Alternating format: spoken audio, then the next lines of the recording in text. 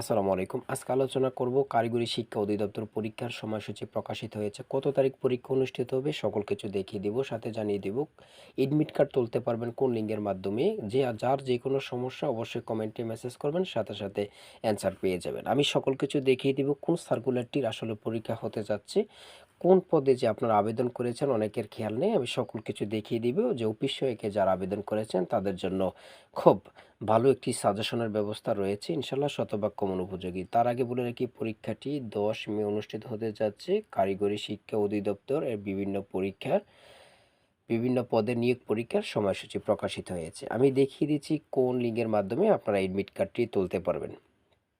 দেখেন, এই লিঙ্কের মাধ্যমে গিয়ে আপনারা এডমিট কার্ডটি তুলতে পারবেন।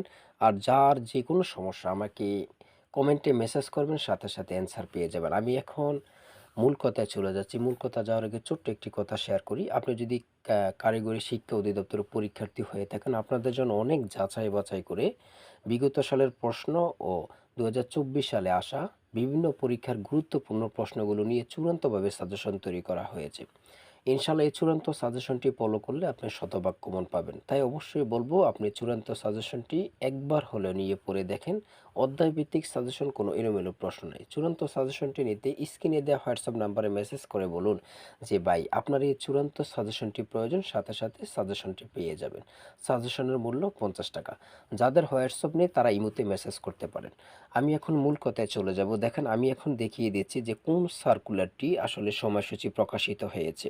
অনেকে বুঝতেছেন না যে আবেদন করে ফেলছেন, কিন্তু যে কত পদে যে আবেদন করেছিলাম, কোন সার্কুলারটা কোন পদে, দেখেন আমি এখন সকল কিছু দেখিয়ে দিব। এই সার্কুলারটার কিন্তু সময়সূচি প্রকাশিত হয়েছে। হ্যাঁ, আমি এখন দেখিয়ে দিচ্ছি সুন্দরভাবে ইনশাল্লাহ।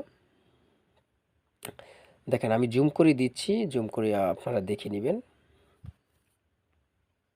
সর্বশেষ দেখিয়ে দিব অফিস সহায়ক পদের, ঠিক আছে? সর্বশেষ একটু অপেক্ষা করুন। এই পদগুলোর পরীক্ষা অনেকটি ধাপে অনুষ্ঠিত হবে এবং কি 10 মেতে কিন্তু অফিস সহায়কের পরীক্ষা হতে যাচ্ছে। দেখেন, আমি এখন দেখিয়ে দিব। দেখেন, এই পদে যারা আবেদন করেছিলেন, একটা হচ্ছে ফিল্ডম্যান 9টি এবং কি সর্বশেষ রয়েছে অফিস সহায়ক, যেটা পদসংখ্যা ছিল 142টি। 142টি পদসংখ্যা ছিল।